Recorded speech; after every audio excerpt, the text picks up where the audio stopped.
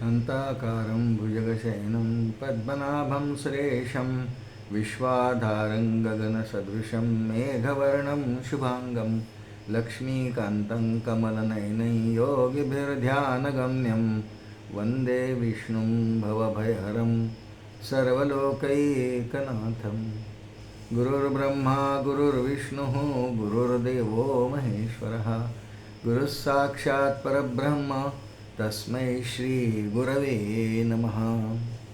वसुदेवसुतं देवं कंसचाणूरमर्दनं देवकी परमानन्दं कृष्णं वन्दे जगद्गुरुं। कृष्णाय वासुदेवाय हरये परमात्मने प्रणतक्लेशनाशाय गोविन्दाय नमो नमः। श्री गोपाल कृष्ण भगवान की जय। लक्ष्मी वेंकटेशा गोविंदा गोविंदा गोविंदा। अनंतकोटी ब्रह्मांड नायक राजाधिराज सच्चिदानंद सद्गुरु श्री ब्रह्मचैतन्य रामानंद प्रहलाद महाराज की जय। जय जय रघुवीर समर्थ। परमपूजनीय सद्गुरूंच्या प्रेरणेने आणि कृपेने श्री विष्णू सहस्रनाम दिव्य स्तोत्र यामध्ये असलेल्या भगवान श्री विष्णूंच्या 1000 नावांचा आपण क्रमाक्रमाने विचार करतो श्लोकाप्रमाणे। ज्या श्लोकात जेवढी नावं आहेत एका श्लोकाचा आपण दर चिंतनात विचार करतो आहोत। आज आपल्यासमोर श्लोक क्रमांक 41 आहे। श्लोक म्हणू आधी। उद्भवः क्षोभणो देव श्रीगर्भ परमेश्वरः करणं कारणं कर्ता विकर्ता गहनो गुहः। श्री गोपाल कृष्ण भगवान की जय। 41 क्रमांकाचा श्लोक आहे। यात 11 नावं दिव्य नावं भगवंतांची आहेत। सर्व अर्थपूर्णच आहेत। ब्रह्मचैतन्य महाराजांनी त्यांच्या उपदेशामध्ये जे पुस्तक आहे 365 प्रवचनांचं त्यांचं संकलित केलेलं आहे गोसी गोखल्यांनी। त्यामध्ये खूप नामाविषयी खूप चिंतन केलं आहे। एक विचार त्यातला असा आहे की भगवंतांचं नाम हे भवरोगाचा नाश करण्याकरता अत्यंत प्रभावी असं औषध किंवा साधन आहे। रोग जर म्हटलं तर रोगाला औषधाने दूर करता येतं, म्हणून भवरोग दूर करण्याकरता भगवंत नामा इतकं प्रभावी साधन नाही असं ब्रह्मचैतन्य महाराज एका प्रवचनात बोलले। आणि शिवाय हेही बोलले की त्याचा जर खरा परिणाम व्हायचा असेल भवरोगा दूर करण्याकरता त्या औषधरूप नामरूपी औषधाचा, तर ते नियमाने सातत्याने रोज घेतलं पाहिजे थोडं थोडं। असं नाही की आता आम्ही एकदा घेतला आता, असं नाही। नियमाने सातत्याने रोज क्षणशः कणशः चैव विद्यामर्थंच साधयेत क्षणत्याग कुतो विद्या क्षणत्यागे कुतो धन असा सुभाषित आहे। रोज आणि थोडं थोडं घेतलं पाहिजे। त्याचा परिणाम दीर्घकाळाचा खूप होतो आणि भवरोगातून हा जीव मुक्त होतो असं ब्रह्मचैतन्य महाराज एका प्रवचनात बोलले।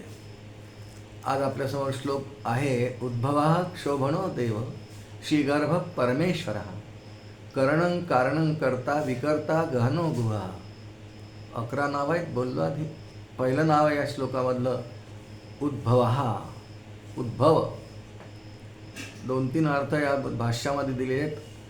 पहिला अर्थ असा दिला आहे उद म्हणजे वर, आणि भव याचा अर्थ हा संसाराला भव म्हणतात। भवसागर संसार सागर, संसाराला भव म्हणतात। उद्भव म्हणजे जो संसाराच्या वर आहे, संसार सगळं ज्याच्या खाली आहे। आणि हेच भगवद्गीतेत भगवान बोलले की ऊर्ध्वमूल मधशाखम अश्वत्थम प्रावरव्यम छंदांसी यस्य पर्णानि यस्तं वेद सवेद। ऊर्ध्वमूल, ऊर्ध्वमूल म्हणजे हा वर आहे, संसार खाली आहे। हे वर खाली काही भौतिक उंचीच्या दृष्टीने नाही आहे की परमात्मा खूप उंच आहे आणि मग तिथपर्यंत चढून जायचं आहे। तसंही तुकोबांनी अभंगात म्हणलंय देव पाहो देव पाहो उंचे ठाई उभा राहो। त्याला पाहायचं असेल तर उंच जावं लागेल। उंच याचा अर्थ अंतःकरणाची स्थिती आणि दशा ही उंच करावी लागेल। ते काही परिमाण उंची म्हणजे फुटामध्ये मीटरमध्ये असं ते अंतर मोजणारं परिमाण नाही आहे। उंच याचा अर्थ फार श्रेष्ठत्व आहे। जीवाच्या तुलनेत सर्वश्रेष्ठ परमात्माच आहे। ऊर्ध्व उद्भवः म्हणून तो म्हणजे वर आणि भवाच्या वर आहे. या अर्थ संसार सागराच्या फार पलीकडे परमात्मा आहे. कारण संसाराचे म्हणजे प्रकृतीचाच संसार बनलेला आहे. प्रकृतीचे सगळे जड धर्म जे आहेत ना हे प्रकृती जड मानली आहे हो. आणि परमात्मा सच्चित आनंद आहे. आणि प्रकृतीचे जे वर्णन धर्मग्रंथांमध्ये येतात, परमात्मा सच्चित आनंद आणि प्रकृतीचे सगळे घटक सगळे प्रकृती पूर्ण म्हणजे हा भव सगळा हा असत दुःखरूप सच्चित आनंद. तर असत अज्ञान दुःख आणि नसणे नेहमी नसणे अनित्य असं तिचं वर्णन आहे प्रकृतीचं. पण परमात्मा वर आहे म्हणून या दोनमध्ये हा फरक आहे. सच्चित आनंद असत जडरूप दुःखरूप, असत जडरूप दुःखरूप असं त्याचं वर्णन येतं वेदांतामध्ये. म्हणून वर आहे याचा अर्थ एक अर्थ तो खूप वर आहे, या प्रकृतीच्या उंच वेगळा आहे असा अर्थ आहे. दुसरा अर्थ दिला आहे उद्भव. याचा अर्थ उत्पत्ती स्थिती लय तो जो करतो. वास्तविक उत्पत्ती स्थिती निर्गुण निराकारामध्ये नाही आहे, पण उत्पत्ती स्थिती लय करतो ईश्वर जेव्हा होतो मायेला स्वाधीन करून घेतो. त्याच्या स्वाधीन आहेच माया आणि मग उत्पत्ती स्थिती लय करतो. उद्भव मायेचा उद्भव मायेला निर्माण करतो, मायेसह विश्व उत्पत्ती करतो. आणि म्हणून आणि तिसरा अर्थ दिलेला आहे. तिसरा अर्थ भाष्यात असा आहे की स्वतः भगवान उद्भवतो. केव्हा उद्भवतो याची कारण मीमांसा भगवद्गीतेत आहे, आपण ऐकली आहे खूपदा. यदा यदा धर्मस्य ग्लानिर्भवति भारत अभ्युत्थानमधर्मस्य तदात्मानं सृजाम्यहम्. आणि त्याच्याविषयी श्लोक असा बोलला जातो, मी उद्भवेन यदुचाच कुळी जसारे तुम्ही समस्त सुर यादव व्हा पसारे. मी उद्भवेन यदुचाच कुळी जसारे श्लोक आहे, कीर्तनात म्हणतात कीर्तनकार मंडळी, हरिदास मंडळी. मी उद्भवेन यदुच्याच कुळी जसारे. उद्भवेन मचा अर्थ प्रगट होईल, येईन. भव आहे तिथे, भव धातूचा अर्थ प्रगट होणे, उत्पन्न होणे, असणे. भूपासून भू धातू आहे त्यात, भूभवती. त्याप्रमाणे मी उद्भवेन यदुच्याच कुळी जसारे, तिथे उद्भव शब्द आहे. अशा 3 छटांनी उद्भव या भगवंतांच्या एका नामाचा विचार आचार्यांनी भाष्यामध्ये केला आणि भाष्य ग्रंथांमध्ये असे 3 अर्थ याचे दिलेले आहेत. आणि वर आहे याचा अर्थ अजून एक केलेला आहे की ज्या ऐश्वर्यानी, ज्ञानसंपन्नतेने, बलानी, शक्तीनी, या सर्व प्रकृतीतल्या घटकांपेक्षा, प्रकृतीपेक्षाच मुळात म्हटलं की सगळेच आले तिच्यात, सगळे प्राणी आले, मनुष्यसुद्धा आला. या सगळ्यांपेक्षा जो बलसामर्थ्य शक्तींनी, ज्ञानानी, ज्ञानसंपन्नते, ज्ञानाचा साठाच, ज्ञाननिधानच म्हणून त्याला सर्वज्ञ, सर्वसाक्षी, सर्वशक्तिमान, सर्व असा त्याची वर्णनं येतात. आणि त्याच्या उलट जीव अल्पज्ञ, अल्पशक्तिमान असे जीवाचे वर्णन येतात किंवा प्रकृतीचे वर्णन येतात. मुळात प्रकृती जड आणि परमात्मा फक्त चेतन पदार्थ आहे. आणि एकच पदार्थ आहे, तो सगळ्यांच्या वर आहे, वेगळा आहे, उंच आहे. आणि म्हणून उद्भवाहा हे या श्लोकातलं भगवंतांचं पहिलं नाव आलं. दुसरं नाव आहे शोभणो. शोभणो शब्दाचा अर्थ हालचाल होणं. बघा, एखाद्या भांड्यात पाणी ठेवलं आहे आणि ते शांत, मध्ये पंखाही सुरू नाही, वारा आलेला नाही, टेबलावर किंवा गॅसवर ठेवलं आहे पाणी आणि काही कोणाचा तिथे फारसा प्रादुर्भाव नाही, वारा नाही, कूलर नाही, ए सी नाही, काही नाही. आणि पण शांत स्थिर पाणी आहे. पण अचानकपणे पंखा सुरू केला, वाऱ्याची झुळूक आली, त्यातलं तर पाणी हलायला लागतं, तरंग उठतात. या तरंग उठण्याला, पाण्याच्या मूळ शांत स्थितीला बिघडवून त्याच्यामध्ये विकार उत्पन्न करून त्याच्यामध्ये हालचाल उत्पन्न करणं याला क्षोभ म्हणतात. स्थिर स्थितीमध्ये बदल होणं, विकार होणं आणि हालचाल उत्पन्न होणं याला शोभणो असं म्हणतात. मग याचं नाव का ठेवलं? शोभणो याचं नाव कसं आहे, कशासाठी आहे? हे नाव ईश्वरवाचक आहे. पहिलं नाव जे होतं उद्भवा, हे ईश्वरवाचकच आहे. काय नाव कोणतं वाचक आहे हे जर आपण एकदा नीट समजून घेतलं ना तर मग खूप अर्थ समजून घ्यायला सोपं जातं. ईश्वरवाचक नाव आहे शोभणो. याच्यात कसं काय शोभ निर्माण होतो? निर्गुण निराकार परमात्मा, त्याच्या अंतःकरणात क्षोभ निर्माण होतो. त्याला 3 गोष्टी मानल्या आहेत. सृष्टी उत्पत्तीच्या वेळी घडतं, सृष्टी नाही आहे तेव्हा हे घडत नाही. तो शांत योगमायेची निद्रा त्याला म्हणतात. योगमायेच्या निद्रेमध्ये शांतपणे शेषावर पौडला असतो, अशी आपली संकल्पना आहे. पण जेव्हा जीवांचे अनंत जन्मांचे कर्म फलोन्मुख होतात, त्यांना आता प्रगट व्हायचं आहे, भोग घेण्यासाठी ते कर्म प्रगट व्हायचे आहेत, अशा वेळी भगवंतांच्या अंतःकरणामध्ये एक शोभ होतो. गुण, कर्म आणि काल, त्रिगुण. गुण म्हणजे त्रिगुण, कर्म जीवांचे कर्म आणि काल किती काळमध्ये गेला असेल. एक प्रलय झाल्यानंतर किंवा कल्पांत झाल्यानंतर मध्ये अनेक करोडो वर्षांचा काळ जातो. ह्या काळामध्ये भगवान अक्षोभ असतो, त्याच्या अंतःकरणाला शोभ होत नाही. जोपर्यंत भगवत अंतःकरणामध्ये एक शोभ उत्पन्न होत नाही, हालचाल निर्माण होत नाही, ती हालचाल जीवांच्या पूर्वकर्मांमुळे होते, कालामुळे होते आणि त्रिगुणांमुळे होते. आणि मग असं अंतःकरण ढवळलं जातं आणि ते ढवळल्या गेलेलं अंतःकरण आणि भगवंतांच्या अंतःकरणात त्या क्षोभ झालेल्या हालचालीमुळे एक संकल्प येतो. पहिला संकल्प, त्याला मूळ संकल्प म्हणतात, आणि तो आहे एकोहम बहुश्याम प्रजायेय इति. तैत्तिरीय उपनिषद. एकोहम बहुश्याम प्रजायेय, की मी आता एकटा आहे, एकाकी न रमते, मला खूप व्हायचं आहे, सृष्टी उत्पन्न करायची आहे. बस हा संकल्प म्हणजेच मूळ माया आहे. मग तिच्यापासून पुढे गुणमाया, मग जडमाया वगैरे मायेची रूपं निर्माण होतात. पण मुळात हा जो सत्य संकल्प भगवंतांचा आहे, हा त्यांच्या अंतःकरणात झालेल्या क्षोभाचा परिणाम आहे. आणि हे सृष्टी उत्पत्तीच्या वेळी भगवंतांच्या अंतःकरणात उत्पन्न होतो. म्हणून त्यांचं एक नाव शोभणा किंवा क्षोभणो असंच या 2 क्रमांकाचं क्षोभ शब्दाचा आपल्याला परिचय हो. व्यष्टीचाही विचार करू आपण, थोडा उदाहरण घेऊन, आणि समष्टीचाही करू. एखादी व्यक्ती शांत बसली आहे, ध्यानाला बसली आहे, जपाला बसली आहे, एकांतामध्ये बसली आहे, साधक आहे उच्च प्रतीचा. पण अचानक कोणीतरी येऊन सांगतं की एक खूप मोठा अपघात झाला आणि त्यामध्ये आपल्या 2 प्रिय व्यक्ती गेल्या. हालचाल सुरू होते, कसा झाला असेल, कुठे झाला असेल, व्हिडिओ केव्हा पाहायला मिळेल, अशी हालचाल निर्माण होते. कारण प्रिय व्यक्ती आहे, त्याविषयीची वाईट बातमी कळलेली आहे. अंतःकरण जे स्थिर आत्ता होतं, त्या हालचाल सुरू झाली. आणि मग त्यासाठी फोन करा, व्हॉट्सअपला चौकशी करा, या गोष्टी. पण शांत बसलेल्या चित्तामध्ये हालचाल निर्माण जेव्हा होते, ही क्षोभ, त्याला क्षोभ असं म्हणतात, शोभित दशा. हा आपल्याला वैयक्तिक अनुभव आहे. समष्टीविषयी जर विचार केला तर एखाद्या कोणत्या तरी घटनेने पूर्ण समष्टीमध्ये, समष्टी याचा अर्थ सामूहिकपणा, व्यष्टी म्हणजे एक आणि समष्टी म्हणजे अनेक. समाज जो आहे तो व्यष्टीवाचक शब्द आहे, व्यष्टी आहे ती. एखाद्या गावातली सगळी लोकसंख्या, सगळी प्रजा व्यष्टी आहे. त्यातला एखादा देह, एखादा जीव, एखाद्या घरात राहणारा, ती व्यष्टी आहे. व्यष्टी म्हणजे एक, समष्टी म्हणजे अनेक. अनेकांमध्ये समष्टीमध्ये क्षोभ कधी होतो? एखादी अशी घटना घडते, फार वाईट घटना घडते. आता जसं सध्या दूरदर्शनावर बातम्या येतात आहे सध्याच्या काळामध्ये, की राम मंदिरात चोरी झाली अयोध्येच्या.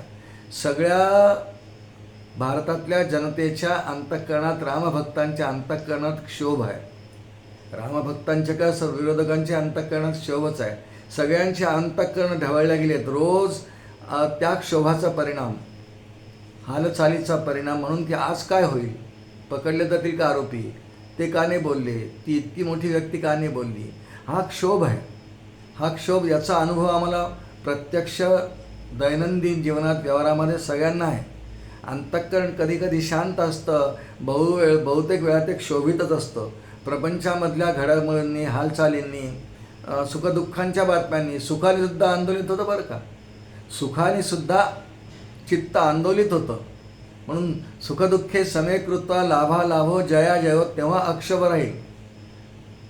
नाहीतर प्रापंचिक, आपण सगळे प्रापंचिक आहोत.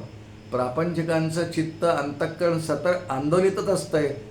विभिन्न प्रकारच्या घटना घडतात आपल्या जीवनात, अनेक व्यक्ती येतात, व्यक्ती संबंध, नातेसंबंध, घटना, अशांमुळे वस्तू, त्यांचा वियोग, या सर्वांमुळे अंतःकरण आंदोलित होतं, हालचाल निर्माण होते. आणि हालचाल उत्पन्न झाली की शोभाचा आपल्याला अनुभव आहे. असा आपला विचार केला व्यष्टी आणि समष्टीचा, एकट्याचा आणि अनेकांचा, असा ईश्वराच्या बाबतीत जो क्षोभ उत्पन्न होतो, पण त्याच्या क्षोभाने या सृष्टीचं कल्याण होतं, सृष्टी उत्पन्न होते आणि अनेक जीवांना आपल्या उद्धाराची सोय मिळते. कारण सृष्टी निर्माण झाली की मनुष्य प्राणी निर्माण होतो आणि मनुष्य योनीतल्या प्राण्याला, मनुष्य योनीमध्ये असणाऱ्या जीवाला मुक्ती शक्य आहे. शक्य नाही, फक्त मनुष्य जन्मातल्या जीवाला शक्य आहे. या नरदेहाचे साधने सच्चिदानंद पदवी घेणे इतका अधिकार नारायणे, कृपावलोकने दिधला श्रीराम. आणि म्हणून भगवंतांचं हे नाव, भगवंतांचं हे जे नाव एक शोभणो, हे या अर्थाने हालचाल निर्माण करणारं त्यांच्या अंतःकरणात होते सृष्टी उत्पत्तीला. म्हणून 2 क्रमांकाचं नाव आपण ऐकलं शोभणो. 3 क्रमांकाचं नाव आहे देव. आता याविषयी जेवढं चिंतन आपल्याला करता येईल तेवढं आपण करू शकतो, जो कोणी करू शकेल. देव मुळात श्री विष्णू सहस्रनाम, विष्णू हा देवच आहे, त्याच्या 1000 नावाचा आपण विचार करतो आहे. देव ही संकल्पना प्रत्येक धर्मपंथात आहे. कोणी ऑलमायटी म्हणेल, कोणी अल्लाह म्हणेल, कोणी काय त्यांच्या त्यांच्या धर्माप्रमाणे त्याला नाव असेल, पण एक खूप मोठी शक्ती आहे. त्या शक्तीमुळे सगळं विश्व चाललं हे सर्वजण मानतात.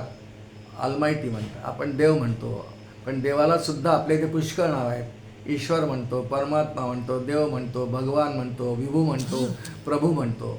या सगळ्या संकल्पना देवविषयीच आहेत. पण मुळात इथे शब्द आला आहे उद्भवा क्षोभनो देवा. हा देव शब्द याच्यामध्ये थोडंसं समजून घेऊ आपण.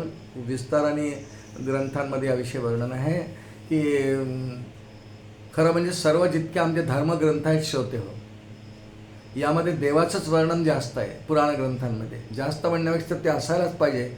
देव म्हणजे काय आहे हे लोकांना कळावं, मग त्यांनी देवाच्या प्राप्तीचा विचार करावा. आधी देवाशी ओळखीजे, मग तयाचे ध्यान करीजे, समर्थांची ओवी आहे. आधी देवाचं ओळखावे, मग त्याचे भजन करावे. देव ओळखून म्हणजे समजून घ्यावा देव काय आहे, देव कशाला म्हणतात, तो काय करतो, काय करू शकतो, कशासाठी देव आहे, मला त्यातून काय मिळणार आहे, असा सगळा विचार करण्यानंतर मग त्याचं भजन करावं. म्हणजे तो लवकर आपल्याला होतो. समजून घ्यावं. समजले आणि वर्तले ते भाग्यपुरुष झाले, येरते उरले करंटे पुरुष श्रीराम. किंवा श्रुती आहे आपल्याकडे, यदेव विद्या करोती तदेव फलम अश्नुते.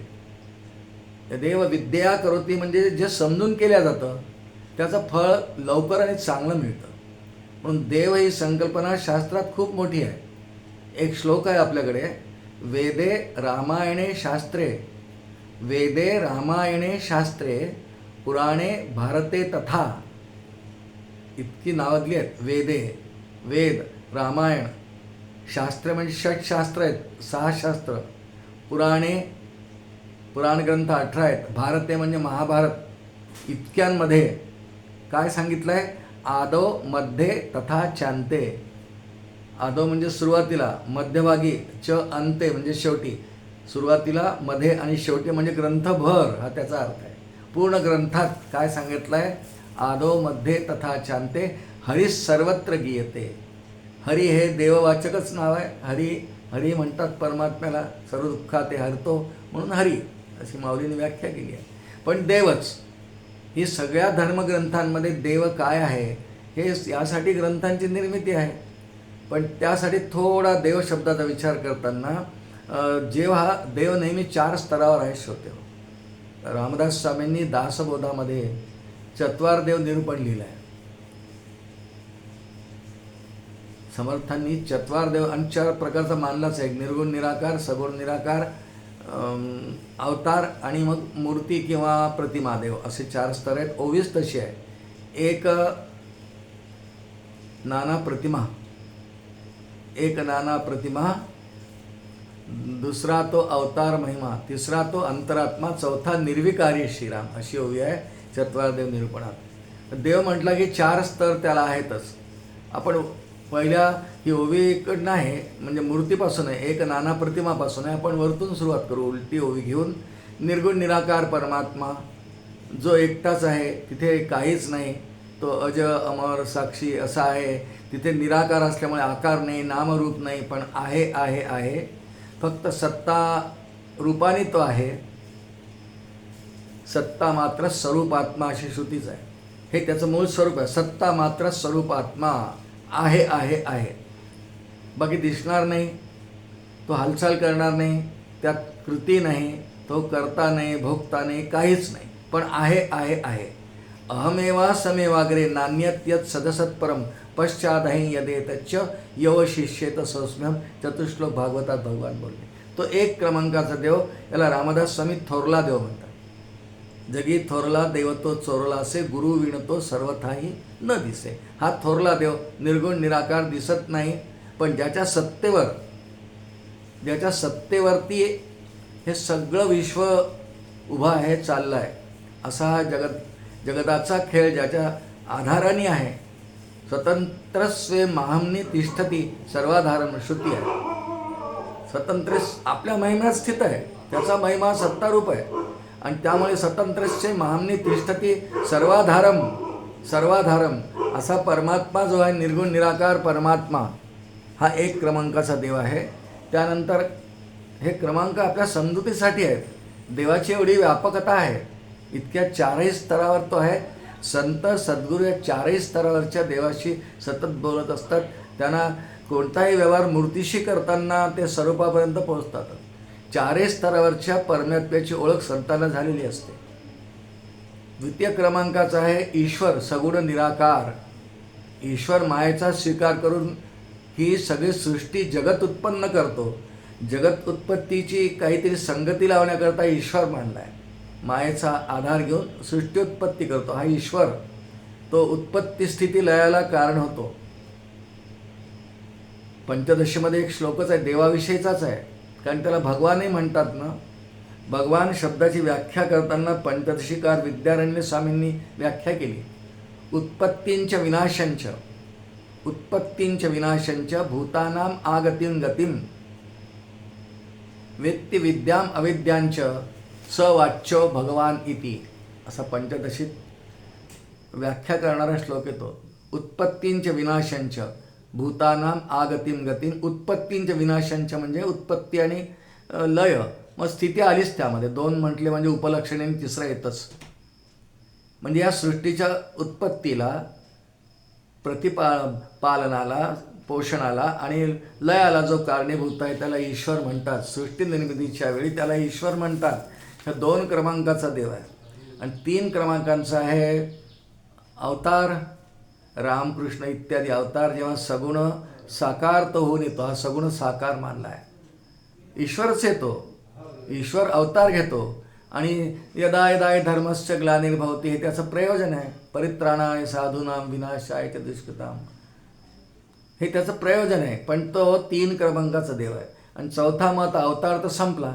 मग माझ्या घरी रामाची मूर्ती आहे, फोटो आहे, आमचं कुलदैवत राम आहे, त्याची मूर्ती आम्ही आणली आहे, प्राणप्रतिष्ठा केली, पूजा करतो.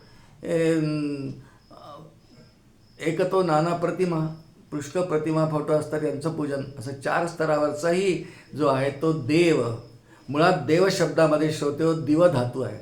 ते प्रकाशित करणे, ज्ञान प्रकाश देणे, तो तर ज्ञानाचा साठाच आहे.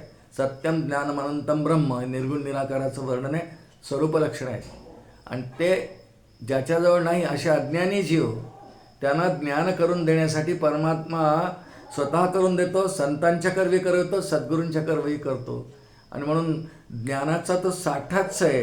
म्हणून देव दिवधातू प्रकाशित करतो, ज्ञान प्रकाशित करतो अज्ञानी जीवांमध्ये, त्यांची अविद्या हरण करतो आणि त्यांना मुक्ती प्रदान करतो. असं हाही देवच आहे.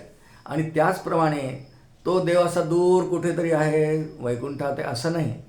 सर्वभूतादिवासंयत श्रुती आहे. सर्वभूतादिवासंयत भूतेषु च वसत्यपि, किंवा भगवद्गीतेत वर्णन आहे ना, ईश्वर सर्वभूतानां हृदयेषु तिष्ठति ब्राह्मण सर्वभूतानि यंत्रा रूढानि माया. हा देव आहे. म्हणून इथे देव जे नाव आलेलं आहे खूप व्यापकतेने आहे. देव ही संज्ञा, हे नाव खूप व्यापकतेने आहे. एक अजून छोटीशी संकल्पना आपण पाहू. ही सगळे सृष्टी आपल्याला दिसते.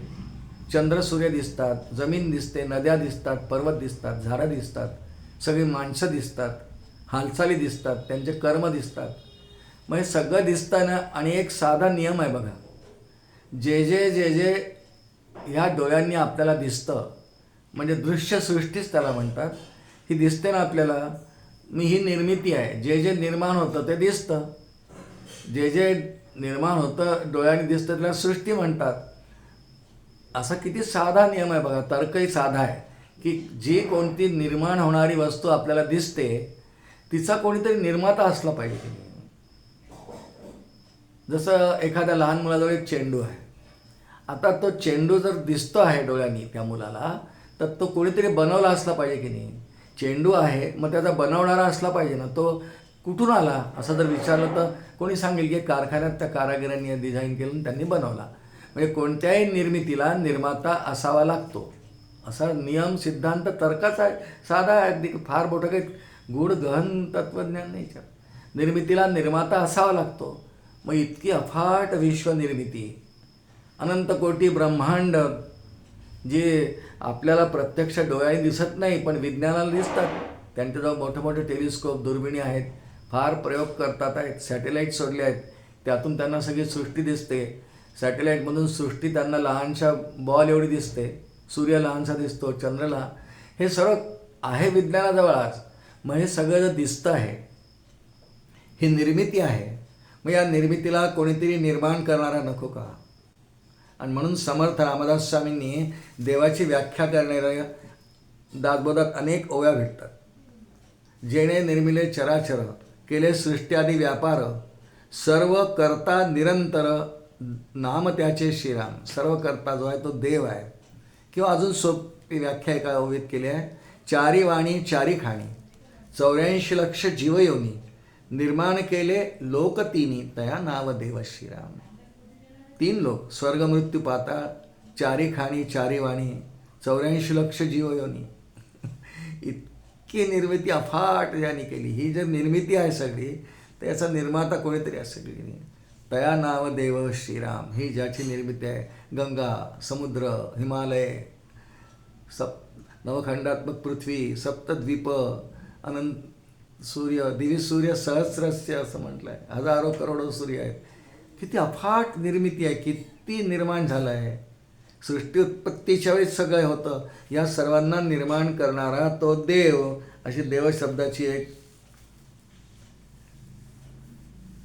आणि त्या देवाचं वर्णन मात्र सर्व धर्मग्रंथांमध्ये येतं. इथे आपण देवशब्दाविषयी संकल्पना स्पष्ट करून घेण्यासाठी एक थोडासा विचार केला. खरं देवशब्दाविषयी पुष्कळ विचार सर्वच ग्रंथांमध्ये आहे.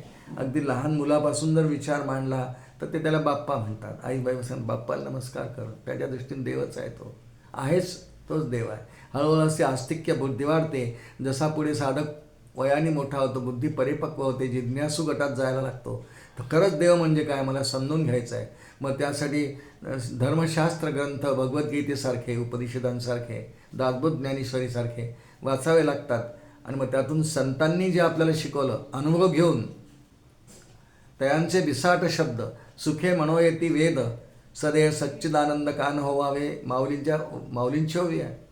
म्हणून संतांच्या ग्रंथामधून देवशब्दाचा खूप चांगला मागोवा आता घेता येतो. देवाची द्वारी उभा क्षणभरी, तेणे मुक्तिचारी.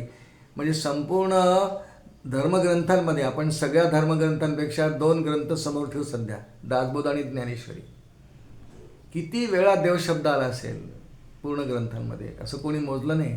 मागे आम्ही इथे एकदा अशीच सहज सर्व भक्तच जमले होते आणि एक गंमत, मनोरंजन, ज्ञानात्मक मनोरंजन म्हणून असा एक प्रयोग केला होता की दासबोधाच्या पहिल्या दशकात देवशब्द किती वेळा आला आहे शोधून काढा. काहीतरी 250-52 काहीतरी उत्तर आलं होतं. जुनी गोष्ट आहे खूप. पण सर्व धर्मग्रंथांमध्ये देवशब्द अनेकदा येतो, पण तो 4च स्तरांविषयी येतो आणि म्हणून थोडासा घोटाळा होऊ शकतो. म्हणून ते आधी समजून घ्यावे. खूप लोक असा वाद घालतात की देव नाहीच आहे जगात, असता तर दिसला असता. दिसणारा देव अवतार आहे, त्याला अवतार घ्यावा लागतो, तो दिसतो, दिसू शकतो. ते वेळी आपुलेचेनी कैवारबी साकार होऊनी अवतारे, अधर्माची अंधारे गिळून घाली श्रीराम, ज्ञानेश्वरीत घेऊया. तो दिसू शकतो, दिसणारा आहे, होतो, पण त्यासाठी तेवढी भक्ती, तेवढी उंची गाठावी लागेल. तेव्हा दिसणारा देव डोळ्यात दिसेल, पण तोपर्यंत शक्तिरूप. अहो सगळा पाऊस पर्जन्याच्या धारा कोण पाडतो?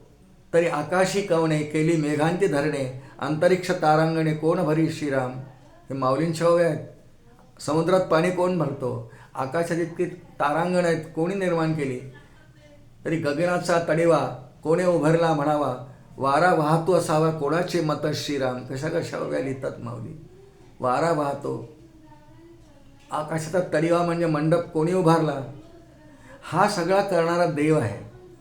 पण तो आधी समजून घेतला की देवाविषयी चिंतन पुष्कळ करता येतं आणि खरं सर्वात देवाचं जे चिंतन आहे, आपण स्वतःच देव आहोत. ममै वंशो जीवलोके म्हटलं आहे ना, आपण देवाचे अंश आहोत. ईश्वरच सर्वभूतानां, ईश्वर म्हणजे देवाला ईश्वर म्हणतो ना आपण. हृद्देशेर जुनतिष्ठती भ्रामयन सर्वभूतानी यंत्रारूढानी माया. इथे आहे ना तो. प्रत्येकाच्या एरवी सर्वांच्या हृदयदेशी. माऊलींची फार सुंदर ओवी आहे. देव म्हणजे नेमकं काय? माऊली बोलतात आहे, एरवी सर्वांच्या हृदयदेशी मी अमुका आहे ऐसी, स्फूर्ती स्फुरे जे अहर्निशी, ते वस्तू गामी. किती छान ओवी आहे.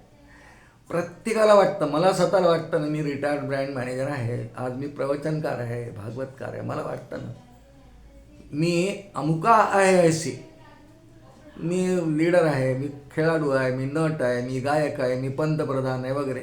मी अमुका, अमुकामध्ये सगळं आलं. एरवी सर्वांच्या हृदयदेशी मी अमुका आहे ऐसी, स्फूर्ती स्फुरे अहर्निशी, रात्रंदिवस मी कोणीतरी आहे असं आपल्याला जे वाटतं, ते वस्तुगामी, ते मीच आहे.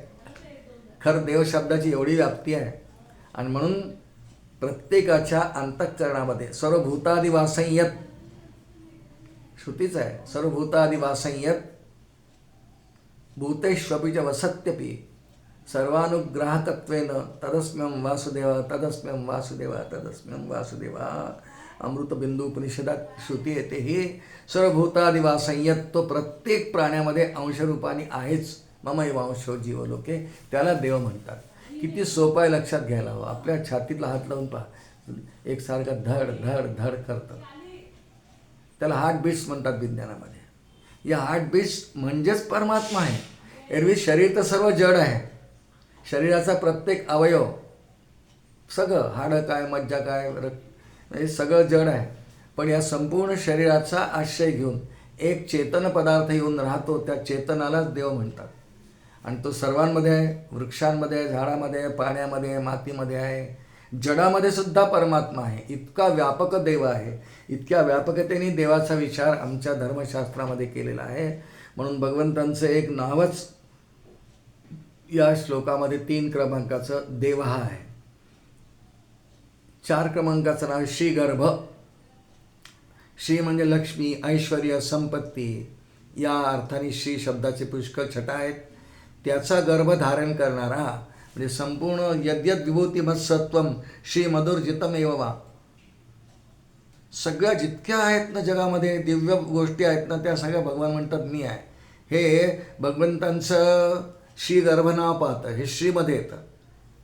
यद्यद विभूती मत्सत्वम श्री मधुरजितमेव वा तत्तदेवावगच्छत्वम अथवा पौनैतेन किं ज्ञातेन तवार्जुन विष्टभ्यामिदं कृष्णम एकांशेन स्थितो जगत. ही सगळी श्री, सगळे पर्वत, नद्या, डोंगर, सगळं तारांगण, किती विविधता सृष्टी, किती वनस्पती, किती वृक्ष, किती फळं, किती भाज्या, हे सगळं ऐश्वर्य आहे सृष्टीचं.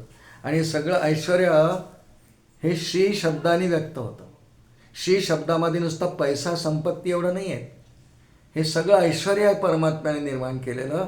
या सर्वांचा गर्भधारण जो करतो, श्री गर्भ, या श्रीचा गर्भधारण करतो. मम योनिर्महद् ब्रह्म, मम योनिर्महद् ब्रह्म तस्मिन् गर्भं ददाम्यहम.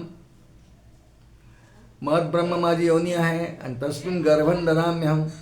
कल्पांत जेव्हा होतो तेव्हा भगवान सृष्टीतल्या सगळ्या जीवांची बीज आपल्या अंतःकरणात धारण करतो. त्या बीजालाच गर्भ म्हटलं आहे. आणि केव्हा तरी मग आधीच्या श्लोकात आल्याप्रमाणे क्षोभ उत्पन्न होतो. गुण कर्मकाल यामध्ये, आणि मग सृष्टी उत्पन्न होते आणि सगळी बीज पुन्हा अंकुरित होतात, त्यांना अंकुर फुटतात, पालव येतात आणि आपापल्या वासनांप्रमाणे हे जीव भोग घ्यायला तयार होतात. पण हे सगळे भगवंतांच्या हृदयाकाशात अंतःकरणात. गर्भ शब्दाचा अर्थ बीज असा होतो. एखाद्या स्त्रीला विवाहानंतर ती गर्भवती होते, दिवस जातात, तिच्या गर्भाशयामध्ये तो जीव राहतो. तिला आपण गर्भिणी किंवा दिवस गेले असं म्हणतो. ती आता आई होणार आहे पुढे. तो गर्भ तिथे असतो सुरक्षित, आणि नंतर तो गर्भ जेव्हा बाहेर येतो, पण तो पोटात असेपर्यंत तो गर्भच त्याला म्हणतात. बाहेर आला की त्याला जीव किंवा देह किंवा तनू म्हणू आपण, पण तोपर्यंत त्याला गर्भच म्हणतो. गर्भ हा देहच आहे. गर्भधारणा जेव्हा होते तेव्हापासून तो हळूहळू वाढायला लागतो. मनुष्य जीवनाच्या बाबतीत 9 महिन्यात तो उदरातून बाहेर येतो. प्रत्येक प्राण्याच्या बाबतीत वेगळं वेगळं असेल हे गर्भ समजावून घेण्याकरता. गर्भ हा शब्द आपल्या परिचयाचा आहे. असा श्री संपत्ती ऐश्वर यांचं सगळं बीजरूपाने आपल्या अंतःकरणात धारण करून केव्हा तरी तो गर्भ प्रगट करतो ना, म्हणजे सृष्टी पुन्हा प्रगट करतो. म्हणून श्री गर्भ, श्रीचा गर्भ धारण करणारा, ऐश्वर्याचा गर्भ धारण करणारा, म्हणून भगवंतांचं एक नाव 4 क्रमांकाचं या श्लोकातलं श्री गर्भ आपण पाहिलं. परमेश्वर, परम ईश्वर. ईश्वर म्हणजे देव. आत्ता नाव येऊन गेलं. देवाला ईश्वरी म्हणतात. आणि अनेक देव आहेत. 33 कोटी देवांची संकल्पना आहे. 33 कोटी म्हणजे 33 प्रकार. त्यात 12 आदित्य, 11 रुद्र, असे त्याची रचना आहे त्याची. मरुद्गणित हे असे 33 कोटी प्रकारचे देव. या सगळ्यांचा मुख्य देव जो आहे परम ईश्वर, परम म्हणजे मोठा, श्रेष्ठ, सर्व देवांचा देवतांचा श्रेष्ठ असा जो आहे, म्हणजे इंद्र, वरुण, अग्नी, हे सगळे देव आहेत, देवता आहेत. या यम, कुबेर, हे सगळे देवता आहेत. या सर्वांचाही देव. श्रीमद भगवद्गीता त्याला सुंदर वर्णन करते. सूत्रे मणिगणाइव.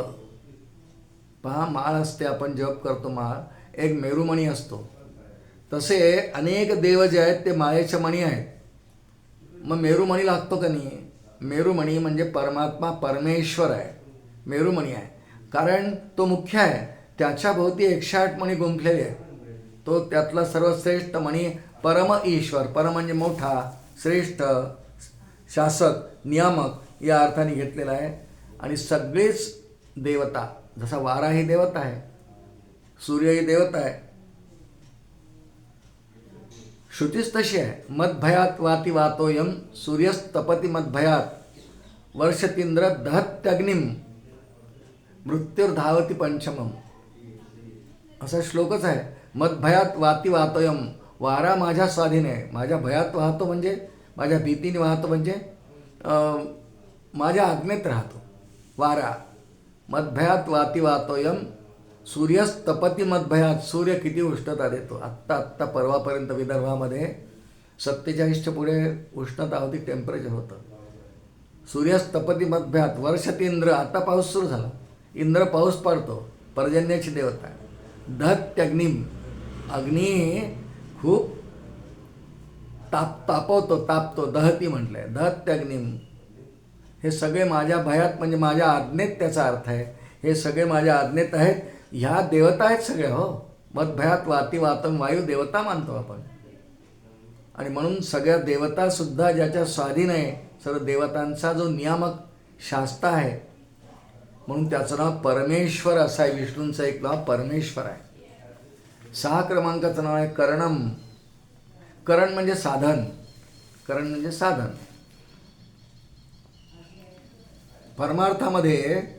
परमात्म्यामध्ये परमात्म्याची प्राप्ती हे मुख्य ध्येय आहे आपलं. ईश्वराची, देवाची प्राप्ती, मी देव आहे समजणं, हे आपलं मुख्य ध्येय आहे. मग हे साध्य, ध्येयाला साध्य म्हणतात. आणि कोणत्याही पारमार्थिक ग्रंथामध्ये साध्य, साधन, साधक असा तिन्हींचा विचार असतो. त्यालाच पारमार्थिक ग्रंथ म्हणतात. साध्यासह साधनांचा विचार केलेला असतो तो धर्मग्रंथ असतो किंवा पारमार्थिक ग्रंथ असतो. शास्त्रीय ग्रंथ त्याला म्हणतात. परमार्थामध्ये साध्य परमात्मा आहे. साध्य म्हणजे जो मिळवायचा आहे, जिथपर्यंत जायचं आहे. मग साधन तो काय एकाएकी रस्त्यावर पडला आहे का? नाही. ते जर माझं साध्य आहे, अल्टिमेट गोल आहे, एम आहे, माझं मिशन आहे, तर मला काही करावं लागेल ना. म्हणून जे आपण करणार आहे त्यासाठी त्याला साधन म्हणतात आणि साधनाला करण म्हणतात. साधन एक करण असतं आणि काही वेळा करण्याबरोबर उपकरणे वापरायला लागतात. जसं मला काही पाहायचं आहे, वाचायचं आहे, तर डोळा हे साधन आहे, हे करण आहे. डोळा हे करण आहे म्हणजे साधन आहे. पण त्या डोळ्यासाठी एक उपकरण लागतं, अजून चष्मा लावावा लागतो. म्हणजे 40 नंतर डोळ्यांनी दिसत नाही, मग उपकरण वापरावं लागतं. डोळे डॉक्टरकडे जा, तपासून आणा आणि जसा नंबर निघाला असेल तसा चष्मा करून घ्या. म्हणजे ते उपकरण झालं. करणं आणि उपकरण. आणि उपकरणाला कधीही दिसत नाही. नुसता चष्मा इथे ठेवलेला त्याला काही दिसतं का? नाही, तो जड आहे ना, नाही, त्याला दिसणार नाही. पण माझ्यामध्ये चेतनाचा अंश जो आहे, जीव म्हणून चैतन्याचा अंश मला दिसतं. आणि खरं म्हणजे आपल्याला जर डोळा आहे ना, या डोळ्याच्या आत एक डोळा आहे. या जड डोळ्याला दिसत नाही.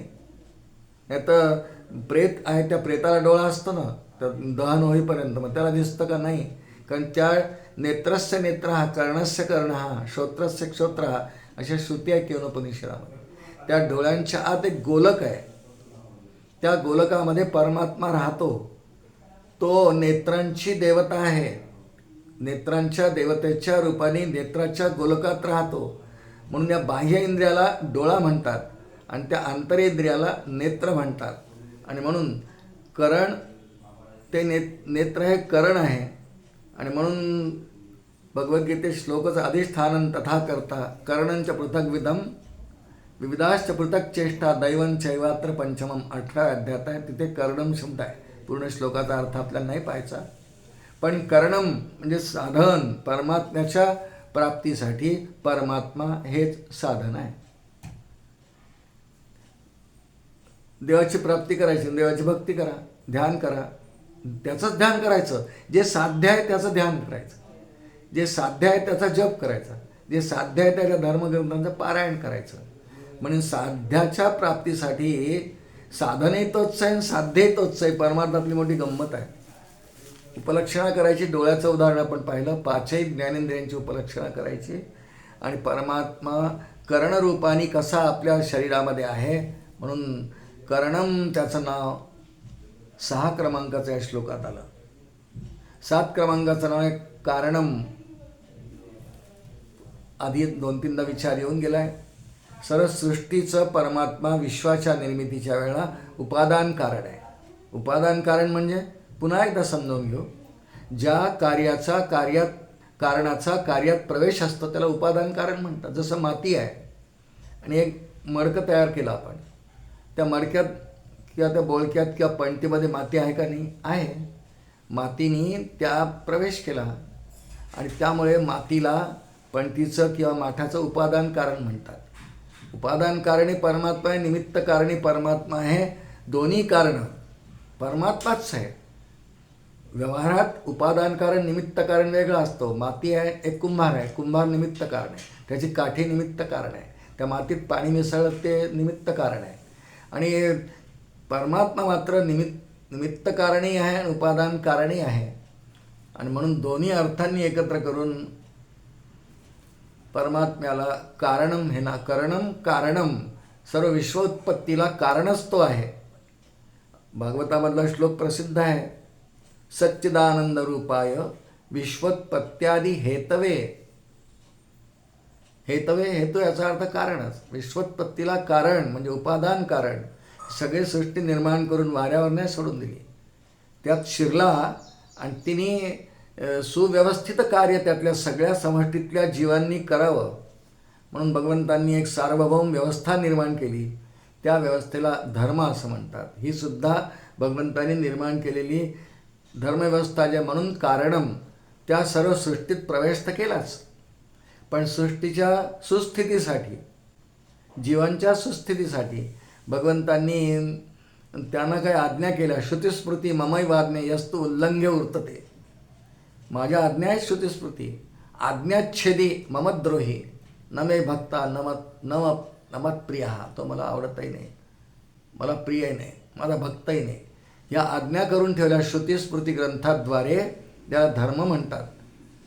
सर्व स्मृती ग्रंथ हे भगवंतांची आज्ञा येतो, ममई वाज्ञे. आणि हे कारणम शब्दाच्या अर्थात पाहतो आपण. सृष्टी उत्पत्तीला हेतू आहे, तो कारण आहे. सृष्टी उत्पत्ती त्याचं प्रमुख कार्य आहे, ईश्वर जेव्हा तो होतो. आणि सुस्थिती राहण्यासाठी धर्म उत्पन्न करून दिलेला आहे, म्हणून तो कारणम आहे. 7 क्रमांकाचं नाव कारणम आपण पाहिलं. 8 क्रमांकाचं नाव कर्ता आहे. मग अशी आपण ओळी पाहिली, जेणे केले चराचर सृष्ट्यादी व्यापार. सर्व कर्ता निरंतर नाम ज्याचे. सर्व कर्ता हे सर्वही निर्माण करणारा जो आहे तो भगवानच आहे. प्रत्येक जीव जेव्हा निर्माण होतो, श्लोक आहे आपल्याकडे, आयुर्कर्मंच वित्तंच विद्यान निधनमेवच पंचैतानि सृज्यन्ते देहिनस्तर गर्भिता. प्रत्येक जीव जेव्हा गर्भरूपाने असतो आईच्या पोटामध्ये, त्याला 5 गोष्टी भगवान ठरवतात. आयुर्कर्मंच वित्तंच, त्यांनी किती वर्ष जगावं, त्यांनी काय कर्म करावे, त्यांनी पैसा द्रव्य किती मिळवावं, म्हणजे ऐश्वर्य किती मिळवावं, विद्या किती मिळवावी, निधनमेव, त्याचं निधन कुठे व्हावं, कोणत्या गावी व्हावं, कधी व्हावं, हे भगवान ठरवतात. आयुर्कर्मंच वित्तंच विद्यान निधनमेवच पंचैतानि सृज्यन्ते गर्भस्थस्य देहिनाम. गर्भधारणेनंतर हे आधीच भगवान ठरवून ठेवतात. या सर्वांचं कर्तेपण भगवंतांकडे, त्यांची योजना आहे. तो योजकही आहे, कर्ताही आहे. सृष्टी निर्मिती ज्याची आहे आणि निर्मात्याला कर्ता म्हणतात. निर्मात्याला कर्ता म्हणतात. जशी लहान मुलं समुद्र किनाऱ्यावर गेली की वाळूचा खोपा करतात. मग आई बाबा म्हणतात, बा मी छान खोपा बनवला. तिथे कर्ता कोण आहे? ते मूल आहे. त्या तेवढ्या दृष्टांतापुरता त्या वाळूचा खोपा जो केला आहे समुद्राच्या किनाऱ्यावर, तो त्या खोप्याचा निर्माण करणार आहे. त्यांनी बनवला आहे, घडवला आहे, सुंदर बनवला आहे. आणि म्हणून त्याला त्याचा कर्ता म्हणतात. जी वस्तू जो बनवतो त्याला कर्ता म्हणतात. सृष्टी भगवंतांनी निर्माण केली, भगवान कर्ता आहेत. त्या अर्थाने या ठिकाणी 8 क्रमांकाचं नाव सृष्टीच्या संदर्भामध्ये आणि जीवांच्या सर्व कर्मांचं नियोजन साक्षीरूपाने पाहणारा भगवंतांचं नाव कर्ता असं 8 क्रमांकाचं आहे. 9 क्रमांकाचं नाव भगवंतांचं विकर्ता असं आहे, विशेष करता. विशेषता. जेव्हा उपसर्ग लागतो ना, तेव्हा त्याचा अर्थ विशेष असा अनेकदा होतो. विकर्ता, विशेष करता. किती चित्र विचित्र विश्वाची निर्मिती आहे. किती विविधता आहे. एक साधं फळांचं उदाहरण घ्या. किती फळं जगात असतील आज, आपल्याला सगळी नावंही माहीत नाही. सगळी आवडायचा प्रश्न नाही, आपण सगळी पाहिलेली नाहीत, ऐकलेली नाहीत. इतकी फळं जगात सगळ्या सृष्टीत निर्माण होतात. आपल्या प्रांतात, आपल्या देशात निर्माण होतात. ती फळं आपल्याला माहिती आहेत. पण फळांचा विचार, फुलांचा विचार, नद्यांचा विचार, किती विविधता आहे. वृक्ष किती प्रकारचे आहेत. जलजा नवलक्षाश्च, समुद्रामध्ये किंवा नदीमध्ये 9 लक्ष प्रकारचे जीव असतात. आपल्याला 2-3 माहिती आहे, मासा, कासव, बेडूक 2-4 माहिती आहेत. पण इतके जलजा नवलक्षाश्च श्लोकच आहे. किती विविधता. आणि हा सगळा भगवंतांच्या सच्चित आनंद आहे ना. चित म्हणजे ज्ञानस्वरूप. त्याच्या ज्ञानस्वरूपतेमुळे तो विकर्ता होतो. खूप प्रकारची विविध सृष्टी निर्माण तो करू शकतो. कारण ज्याला ज्याची निर्मिती करायची त्याचं ज्ञान पाहिजे ना. आता एखाद्या वैज्ञानिकाला एखाद्या मोबाईलची चिप बनवायची आहे. आजकाल चिपचं खूप त्याचं ज्ञान पाहिजे ना, त्याचा अभ्यास पाहिजे, त्याच्यावर त्याचं संशोधन पाहिजे. तेव्हा कुठे ती एखाद्या मोबाईलची चिप तो तयार करू शकेल. मग एवढी मोठी विश्वाची चिप बनवायची आहे. किती ज्ञान भगवंतांना. सत्यम ज्ञानम अनंतम ब्रह्म, त्याचे स्वरूप लक्षणच आहे. अफाट ज्ञान नव्हे, ज्ञानसागरच, ज्ञाननिधीच. आणि म्हणून हे जे नाव विकर्ता, विशेष करता, विशेष निर्मिती, विशेष सगळं करणारा, त्याला किती ज्ञान असेल. सगळे जीव, त्यांच्या हालचाली, त्यांचे कर्म, हे सगळं साठवून ठेवायचं, एका ठिकाणी ठेवायचं. आजच्या जगामध्ये मॉलची संकल्पना आहे. मॉल, एखाद्या मॉलमध्ये जातच आपण, सगळं असतं. म्हणजे नुसतं पूर्वी एखाद्या दुकानात फक्त किराणा किराणा माल मिळायचा, तिथे दही दूध डेअरीचे पदार्थ नाही मिळायचे. आता एकाच जागी म्हणजे खेळण्यापासून टाचणीपासून तर खूप मोठ्या झुंबरापर्यंत 5 लाखाचं झुंबर एका मॉलमध्ये पाहायला.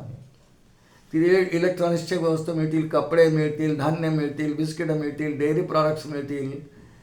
किती विविधता. म्हणजे मॉल निर्माण करणाऱ्या लोकांची कमालच आहे की नाही. एका मॉलमध्ये मॉलचा विस्तारही किती असतो. 1 फ्लोअर, 2 फ्लोअर, 3 फ्लोअर, 4. खाणं पिणं तिथे, झोपणं तिथे, एंटरटेनमेंट तिथे, मूव्ही पाहणं तिथे, सगळं एका मॉलमध्ये. लहान मुलांना खेळायला खेळ तिथे, हे सगळंच एका मॉलमध्ये. इतका मोठा संपूर्ण जगताचा मॉल, संपूर्ण जग एक मॉल जर मानलं तर इथे असा तर लौकिकातही मॉल नसेल. कारण इतक्या सगळ्या हालचाली टिपायच्या, ते टिपतात. आजकाल CCTVमुळे ते हालचाली पण टिपतात. पण एखाद्या मनात काय सुरू आहे याची नोंद मात्र मॉलमध्ये नाही घेतल्या जाऊ शकत. एखाद्या मॉलमध्ये आलेल्या व्यक्तीच्या मनात काय सुरू आहे हे नाही टिपल्या जाऊ शकत. ते सुद्धा परमात्मा टिपतो. जाणे भाव अंतरसाक्षी प्राणीमात्रांचा श्रीराम म्हणून विकर्ता. विविधतेने सृष्टीची निर्मिती तर आहेच, पण सृष्टीमधल्या विविध जीवांच्या हालचालींची सुद्धा नोंद जो करतो आणि तदनुसार पुढे साक्षी या भावाने पुढे फळ पण देतो, म्हणून त्याचं एक नाव विकर्ता असं आहे. 10 क्रमांकाचं नाव भगवंतांचं गहन असं आहे. साहजिकच नाव बरोबर आहे. ज्याच्या स्वरूपाची ओळख करून, गहन म्हणजे कठीण, दुष्कर आहे. म्हणजे नाही असं नाही, करू शकत नाही असं नाही. माऊलींना ओळख झाली, समर्थांना झाली, शंकराचार्यांना झाली, संतांना सद्गुरूंना होतेच. गहन म्हणजे ज्याच्या स्वरूपाची प्राप्ती, स्वरूप समजावून घेणं, अनुभवाला आणणं. ज्ञानाचं होते विज्ञान परब्रह्मी श्रीराम. ते विज्ञान होणं, अनुभव येणं हे खूप कठीण आहे. आणि म्हणून भगवंत काय असं मला आज भक्ती केली भगवान मिळाला असं नाही होत. खूप वाट प्रतीक्षा साधना दीर्घ करावी लागते. योग साधना असेल दीर्घकाळ, ज्ञान साधना आहे दीर्घकाळ, भक्ती साधना आहे दीर्घकाळ. पण एक नक्की की साधनांच्या द्वारे तो मिळतो हे नक्की. त्याला कालावधी किती लागेल, वेळ किती लागेल, प्रत्येक जीवाच्या एकंदर रचनेप्रमाणे ते वेगळं वेगळं आहे. पण ज्याच्या स्वरूपाचं ज्ञान होणं जीवाला कठीण आहे. साधनाने ते करता येईल, पण गहन आहे. गहनांचेही गहन दासबोधात ओवी आहे. ते जार सद्गुरूचे ध्यान, हे गहनाचं गहन आहे. आणि म्हणून गहन याचा अर्थ कठीण स्वरूपाचं ज्ञान किंवा हा कळणं अत्यंत कठीण कर्म आहे, दुष्कर कर्म आहे. म्हणून त्याचं एक नाव गहन नावाचं या श्लोकात 10 क्रमांकाचं आहे. 11 क्रमांकाचं नाव गुहा. गुह धातू आहे इथे. याचा अर्थ झाकून ठेवणं. एखादी वस्तू जेव्हा झाकून ठेवतात ना, 2 अंगांनी याचा विचार भाष्यात केला आहे. एक, हा स्वतःला मायेच्या साहाय्याने झाकून ठेवतो, दिसू देत नाही, लवकर उघडा होत नाही.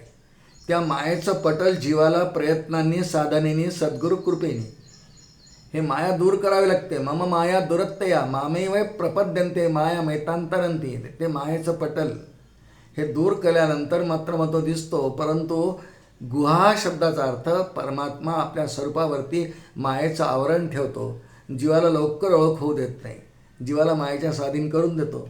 पण त्याचबरोबर त्याला एक सारासार विवेकबुद्धी मनुष्य देहात असताना आणि क्रियमान स्वातंत्र्य देतो. आणि त्याला सांगतो की तू हे करणी आहे. धन्य धन्य हा नरदेहो येथील अपूर्वता पाहो, जो जो की जे परमार्थ लाहो तो तो पावे सिद्धी ते श्रीराम. तुला शक्य आहे, तू करू शकतो, तुला दिलं आहे सामर्थ्य. मिनिमम क्वालिफिकेशन नरदेह तर तुला आधीच दिला आहे. त्यानंतर ॲडिशनल क्वालिफिकेशन तुला सारासार विवेकबुद्धी दिली आहे. आणि आणखी तुला विशेष गोष्ट क्रियामान पण दिलं आहे की सगळं काही प्रारब्ध नाही, तुला क्रियमान स्वातंत्र्यही आहे, तू ते कर. इति गुह्यतमम शास्त्र गुह्यात गुह्यतरम परम. तुला हे गुह्यात गुह्य शास्त्र सांगताय, गुह्यात गुह्य सांगताय. आणि एवं बुद्ध्वा बुद्धिमान स्यात् कृतकृत्यश्च भारत, असं 15 अध्यायाचा शेवट आहे. बुद्धिमान, बुद्धीने त्याचा विचार चिंतन करून परमात्म्यापर्यंत जाता येतं, पण त्यांनी आपलं स्वरूप योगमायेने झाकून ठेवलेलं आहे. उपनिषदांमध्ये अशी संकल्पना केली आहे की गुहेमध्ये, गुहा म्हणजे गुहेमध्ये, गुहा शब्द पण घातला आहे त्यात. गुहा असते पर्वतांमध्ये, गुहा. रामदास स्वामी नेहमी सज्जनगडावर रामघळीत राहायचे. शिवथर घळ, घळ म्हणजे गुहा, गुहेमध्ये लपून राहायचा, असं उपनिषदांमध्ये वर्णन आहे. परमात्म्याने आपलं ज्ञान, आपलं स्वरूपाचं ज्ञान, स्वरूप हे अत्यंत गुह्यत आहेच, पण ते गुहेमध्ये लपवून ठेवलेलं आहे. आणि तिथे जायचं अंधारी गुहेत साधना करून, मग ते आपल्याला दिसतं, ठेवा प्राप्त होतो. आणि म्हणून स्वतः त्यांनी स्वतःला झाकून ठेवलेलं आहे. स्वतःचं स्वरूप दुसरा अर्थ भाष्यात केला आहे. त्यांनी सर्व विश्वालाच झाकून ठेवलं आहे. ईशावास्यमिदं सर्वं यत्किंच जगत्याम जगत तेन त्यक्तेन भुंदिता मा घृतक कस्य सिद्धनं ईशावास्य उपनिषद. सर्व जगताला झाकून ठेवलेलं आहे योगमायेने, जगतातल्या सर्व जीवांना. काही म्हणा, स्वतःला झाकून ठेवलं आहे किंवा विश्वाला झाकून ठेवलं आहे. कशाने झाकलं आहे? परमात्म्याला झाकणारा पदार्थ कोणता आहे, वस्तू कोणती आहे? माया. मम माया दुरत्या, तिने मला झाकवलं आहे. जसं सूर्याखाली ढग खूप आले काळे काळे की सूर्याचं दर्शन होत नाही, ऊन पडत नाही. खूप पावसाळ्यात पुष्कळ आपल्या अनुभवाला येतं, सूर्याला ते अभ्र झाकून टाकतात, दिसू देत नाही. तसं मायेचं हे अभ्र, त्याला पटल म्हणतात, भगवंतांच्या स्वरूपावरती आच्छादन आहे. मग ते दूर करायचं आहे, ते साधनांनी करावं लागतं.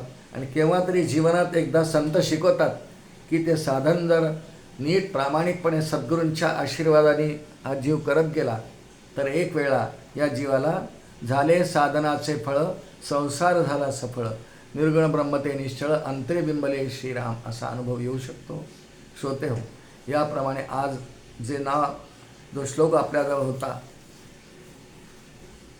उद्भवः क्षोभणो देवश्री गर्भ परमेश्वरः करणं कारणं कर्ता विकर्ता गहनो गुहा, हा 41 क्रमांकाचा श्लोक 11 नावं त्यातली आपण संक्षेपाने काही चिंतन करण्याचा प्रयत्न केला. आपल्या परीने प्रत्येकाने याचा विस्तार करावा. आणि विष्णू सहस्रनाम म्हणत असताना, ते नाम मुखात येत असताना हे अर्थ जर आपण आठवत गेलो तर खूप परिणाम जास्त होतो. अर्थ सार, भाषा पोचट, याप्रमाणे खूप परिणाम होतो, आनंद होतो. परमात्म्याविषयी आवड, ओढ, जिज्ञासा, प्रेम उत्पन्न होतं. ते सर्वांच्या अंतःकरणात उत्पन्न व्हावं अशी कामना करतो. आणि आज झालेलं हे चिंतन 41व्या श्लोकातल्या 11 नामांचं श्री सद्गुरूंच्या चरणी समर्पण करतो, श्रीकृष्ण भगवंतांच्या चरणी समर्पण करतो आणि वाणीला विराम देतो. श्री गोपाल कृष्ण भगवान की जय. अनंत कोटी ब्रह्मांड नायक राजाधिराज सच्चिदानंद सद्गुरु श्री ब्रह्मचैतन्य रामानंद प्रल्हाद महाराज की जय. जय जय रघुवीर समर्थ.